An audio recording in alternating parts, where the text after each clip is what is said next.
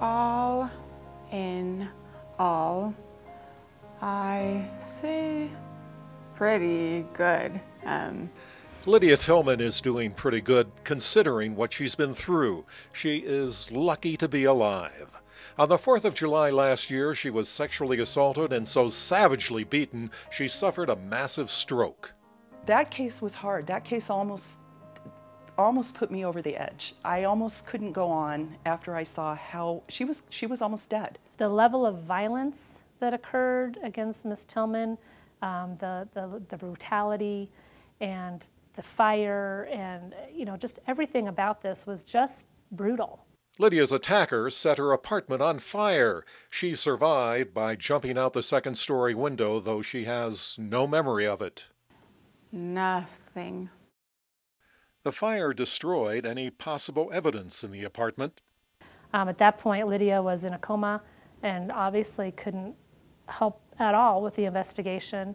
And all we knew is that somebody had set her house on fire, had severely beaten her and sexually assaulted her. But fortunately, Lydia was treated at Medical Center of the Rockies by Sue Webster, coordinator of the sexual assault nurse examiners team.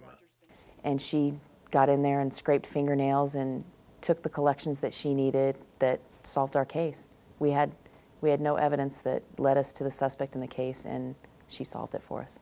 The DNA evidence Sue Webster collected led to the arrest of Travis Forbes, who eventually pled guilty to attacking Lydia and also confessed to murdering another young woman in Denver.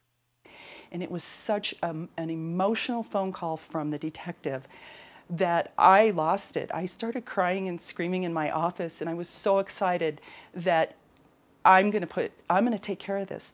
This helped this girl.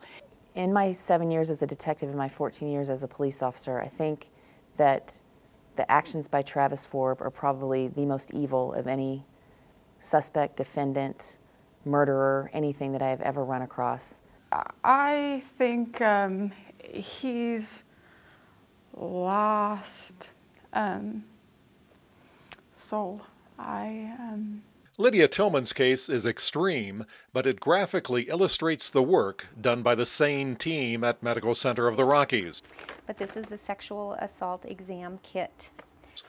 The program moved to MCR 3 years ago after it was reorganized and expanded.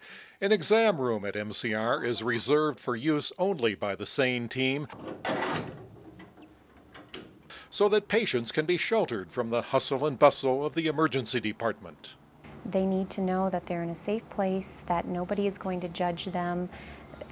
It's very important to go back to those core nursing concepts of caring. Well, we want to make it a kinder exam, something that would allow us to standardize the exam and give more personal care to the victims. They're already traumatized when they come in, and it felt like with the noise, the confusion, having several different people involved in the emergency department with an exam was prolonged. And it just kind of wedged its way into my soul and my heart. And I said, you know, there's a better way to take care of these patients. The importance of Sane for me is certainly to meet the patient's needs so that the patient has an experience where it is filled with respect for that patient. We display dignity. And treating patients with respect often makes them more willing to cooperate with law enforcement. From what I've seen, they treat them with such dignity no matter what the circumstances are, and make sure that, because a Sane exam can be icky and uncomfortable and re-traumatizing, and they know that, and so they, I think, take it one step further to make sure that the victim does not feel that way. Well, they're wonderful. They truly care about the victims. They want to, like I said before, make the victims feel comfortable. They want to create a favorable impression. When you build those trusting relationships and you provide caring and non-judgmental compassion to someone, they're willing to share information that they may not have wanted to share with anyone else, with family or with law enforcement. There are now 11 nurses on the Sane team. They share on-call duty and are available 24/7. Most have other jobs at the hospital, but they've all had extensive training to become qualified as Sane nurses. Their expertise makes them invaluable to police and prosecutors.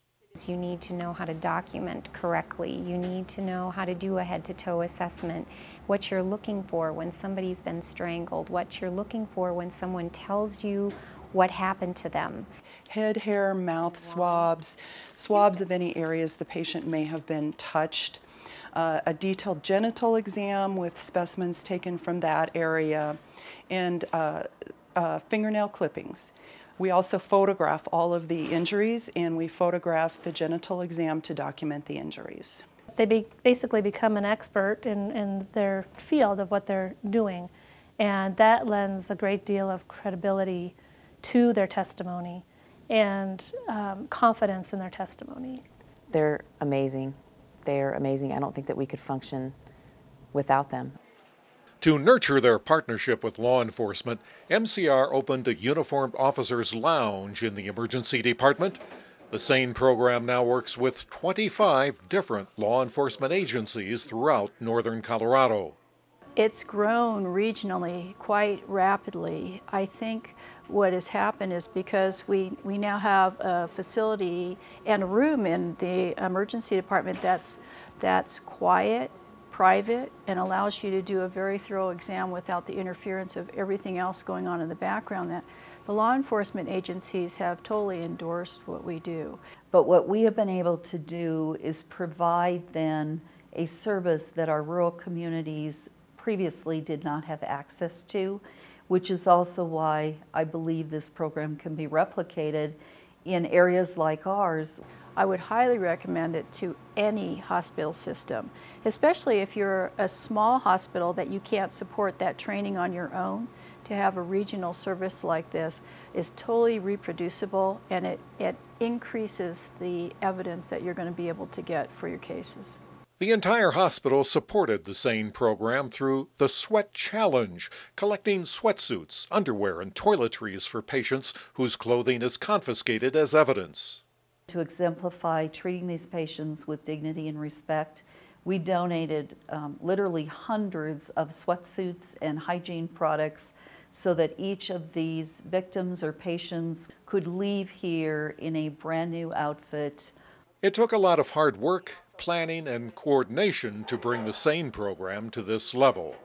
It takes a certain amount of support to do it, and I think we've been lucky because first and foremost, we have nurses who are dedicated and stay with the program. That takes a lot of work.